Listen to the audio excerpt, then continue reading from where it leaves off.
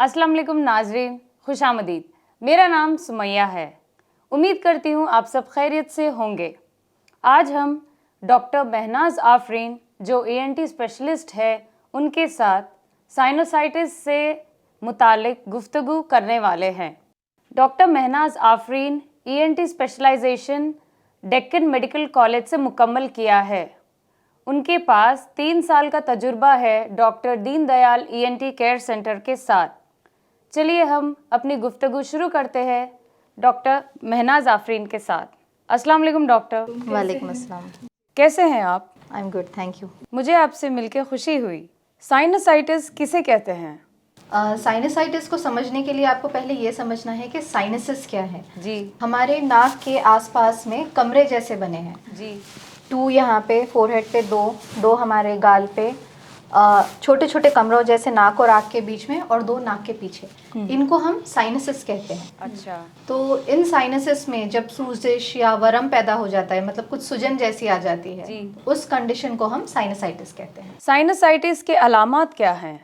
Sinusitis के symptoms यानी कि अलामात जो है वो ज़्यादा से ज़्यादा नाक से बंद होना, नाक से हवा सही से जा नहीं सकना, सांस लेने में मुश्किल होना, या फिर सर में दर्द, भारीपन, साइनसेस में पेन होना, जैसे आप सजदे में जा रहे हैं तो यहाँ पे आपको भारीपन महसूस होना, ये सब इसके अलामत हो सकते हैं। इसके अलावा एलर्जी जैसे सिम्टम्स, ज़्यादा छींके आना और आँखों से पानी जाना, ये सब भी साइनसिस के अलामत में शामिल है। साइनसाइटिस की तशखीस कैसे की जा सकती है? इसकी वजूहात को हम 2 हिस्सों में बांट सकते हैं। एक तो पेशेंट या मरीज़ की खुद वजह से, और दूसरा जो हमारा माहौल है या जो हमारा एनवायरनमेंट है उसके वजह से। पेशेंट के वजूहात में शामिल है चीज़ें जैसे कि नाक की बनावट में कुछ ख़राबी होना, जैसे कि नाक की हड्डी टेढ़ी होना, या फिर हमारे नाक में मांस के टुकड़े होते हैं जिनको हम टर्बिनेट्स कहते हैं, वो कभी कभार साइज़ में बड़े हो जाते हैं, या फिर उनमें हवा भरी होती है, इन चीज़ों के वजह से। या सेकेंड चीज़, कुछ मरीज़ का पैदाइशी रुझान ये होता है कि वो नाक से बलगम साफ़ नहीं कर पाते खुद से, या फिर साइनसेस, उनका सीलरी मूवमेंट सही नहीं रहता नाक में, तो जो बलगम बनता भी है वो बाहर नहीं आता। तो ये सब लोगों को भी बार बार ये सब हो सकते हैं साइनसाइटिस के इन्फेक्शंस। अच्छा। दूसरी रीज़न है हमारे माहौल के वजह से, जैसे पोल्यूशन है, जहरीली गैसेस हैं, या फिर वायरस, बैक्टीरिया, फंगस, इन सब चीज़ों के वजह से साइनस इन्फेक्शंस हो सकते हैं। अच्छा। हर किसी को नहीं होता, तो जिन लोगों को थोड़ा रुझान है उस तरफ, मतलब टेंडेंसी है, एलर्जी के प्रॉब्लम्स है, तो इनमें ये सब ज़्यादा होता है, समझिए। नॉर्मली जब खांसी, सर्दी और बुखार होता है तो अक्सर लोग जनरल फिजिशियन के पास जाते हैं। क्या ये ज़रूरी है कि हम ENT स्पेशलिस्ट के पास जाएं? नहीं, आप बिल्कुल जा सकते हैं, जनरल फिजिशियन के पास भी जा सकते हैं, लेकिन अगर उनकी दवाई देने के बाद भी अगर आपको आराम नहीं मिल रहा, या फिर अगर बहुत टाइम तक आपको ये सिम्टम चल रहा है, 10 दिन 15 दिन दवाई देने के बाद भी आराम नहीं मिल रहा आपको, या फिर बार बार आप इसी तरीके से बीमार पड़ते जा रहे हैं, तो तब फिर आप स्पेशलिस्ट के पास या ENT स्पेशलिस्ट के पास जाना आपको ज़रूरी है। साइनस और साइनोसाइटिस के बीच क्या फ़र्क है? जो साइनस, जो हमारे कमरे हैं जो नाक के पास जो है, उसको, उन कमरों को हम साइनस कहते हैं। साइनसाइटिस उसका इन्फ्लेमेशन है, मतलब उसमें सूजन आ जाना या उसमें वर्म पैदा होना, इस चीज़ को हम साइनसाइटिस कहते हैं। जी। साइनस तो हमेशा रहता है, हर किसी को रहता है, साइनस आता नहीं है, साइनसाइटिस हो जाता है।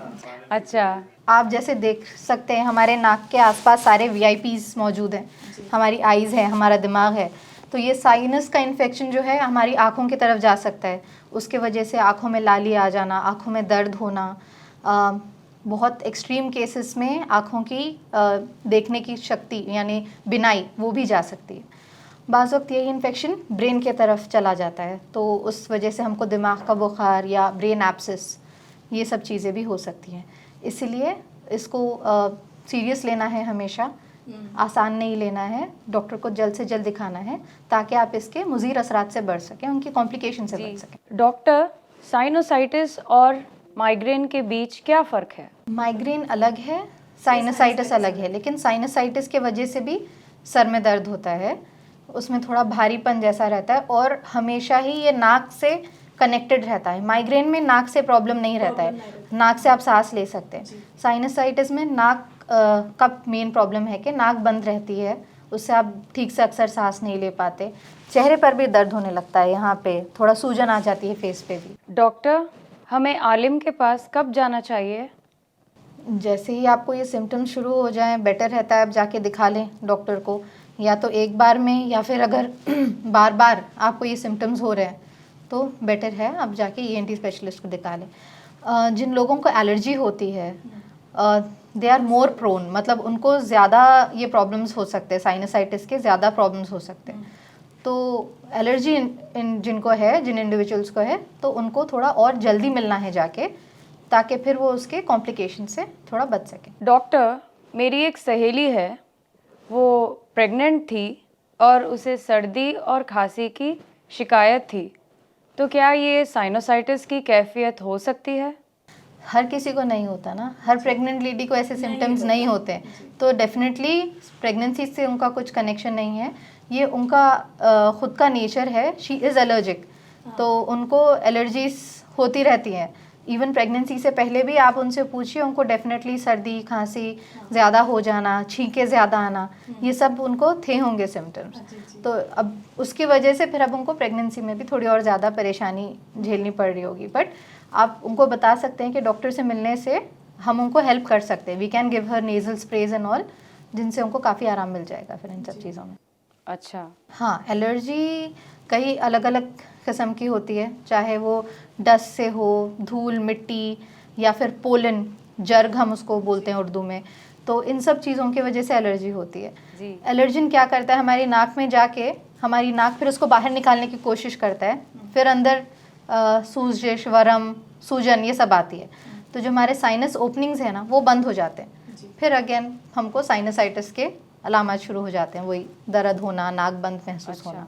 साइनसाइटिस में स्टीम इनहेलेशन थोड़ा वर्क करता है, मतलब गर्म भाप लेना, पानी को गर्म करके उसका भाप लेना, या फिर सेलाइन से वॉश करना, वो भी लोग थोड़ा पानी चढ़ाते नाक में, वो थोड़ा हेल्प करता है। या फिर गर्म कपड़ा करके यहाँ साइनसेस पे सेका देना, कपड़े को थोड़ा आयन से हॉट वार्म करके ऐसे ऐसे उसको कंप्रेशन देते हैं, दबाते हैं यहाँ से, तो उसमें भी थोड़े लोगों को आराम मिलता है। लेकिन कोई भी घरेलू नुस्खा 100% आराम नहीं दे सकता। अच्छा। बिल्कुल कंप्लीट रिलीफ नहीं रहेगा, थोड़ा टाइम के लिए आप ठीक रहेंगे, लेकिन फिर वापस आपको प्रॉब्लम आ जाएगी।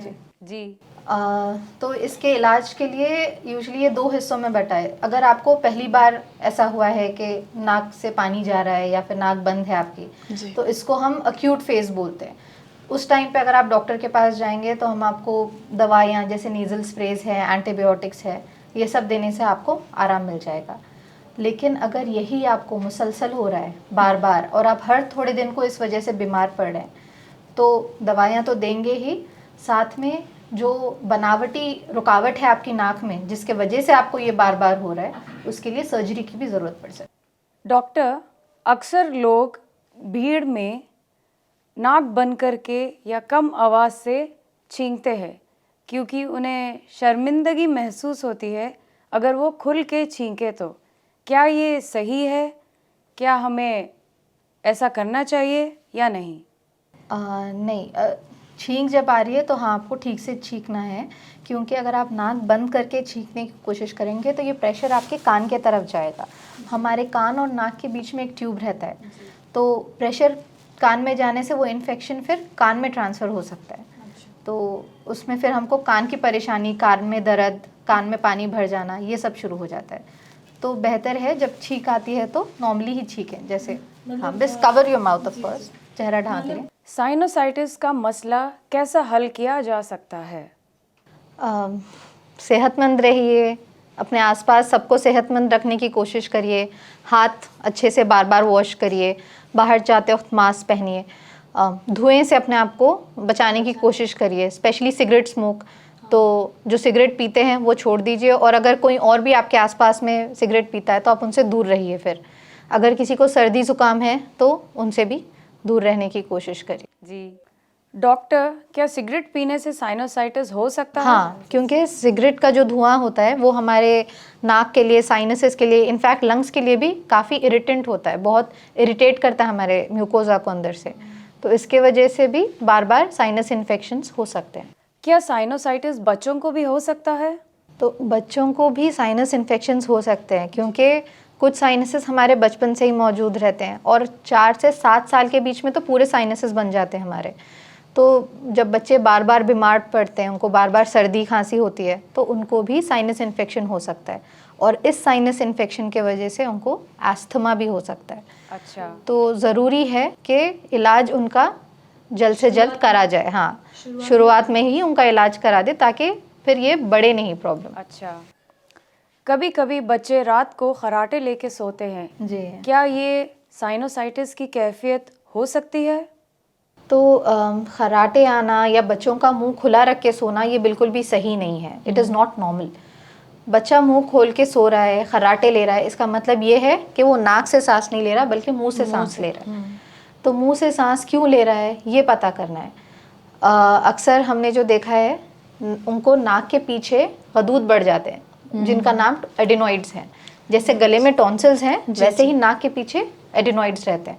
ये एडिनॉइड्स हमारी हवा के रास्ते में आते हैं, वो रोकते हैं हमारे हवा को अंदर जाने से। तो बच्चा सांस नहीं ले सक रहा, वो मुंह खुला रख के मुंह से सांस लेता है। खर्राटे आते हैं, ठीक से सो नहीं पाता, बार बार इधर उधर टर्न होता रहता है, डिस्टर्ब सताते बहुत। हाँ, स्लीप उनकी डिस्टर्ब रहती है। मुंह से सांस लेने के वजह से ये जो उनका तारक है, जो पैलेट, वो ऊंचा हो जाता है। ऐसे रहने के बजाय ऐसे हो जाता है। अच्छा। दांत उनके बाहर आ जाते हैं, उनका पूरा चेहरा बदल जाता है। और ये सब सिर्फ इसीलिए कि सही टाइम पे उनके नाक का इलाज नहीं हुआ है, वो गदूद का इलाज नहीं हुआ है। तो नॉर्मल बिल्कुल भी नहीं है बच्चों का खर्राटा लेना। जो बेहतर ये रहेगा, अगर ऐसे कोई बच्चे हैं तो फिर उनको फ़ौरन ईएनटी डॉक्टर के पास लेके जाइए, उनकी जांच करवाइए और अगर ज़रूरत पड़ती है तो सर्जरी भी करवा लेनी चाहिए, क्योंकि यही चीज़ फिर बड़े होकर भी बच्चों को यही प्रॉब्लम कंटिन्यू होता है। बड़े होकर भी फिर ये खर्राटे लेते ही रहते हैं और इससे फिर एक कंडीशन है OSA, ऑब्स्ट्रक्टिव स्लीप एपनिया। तो वो बड़े लोग उसके पेशेंट बन जाते हैं, ऑब्स्ट्रक्टिव स्लीप एपनिया के। उसके वजह से हार्ट प्रॉब्लम्स, बीपी प्रॉब्लम्स, ये सब शुरू हो जाते हैं बड़े होने के बाद में। तो शुरू में ही सही इलाज अगर करवा देंगे तो आगे जाके ये सब प्रॉब्लम्स नहीं होंगे। जी जी। डॉक्टर, आपके थ्रू मुझे और हमारी तमाम बैठी नाजरीन को साइनोसाइटिस के मुतालिक तमाम मालूमात हासिल हुई है। हम आपका बहुत बहुत शुक्रगुजार हैं। शुक्रिया। अगर आपको कभी एलर्जी, सर्दी और बुखार की शिकायत है और बहुत सिवियर है तो प्लीज़ ENT स्पेशलिस्ट के पास जाएं और अपना मुकम्मल इलाज करवाएं।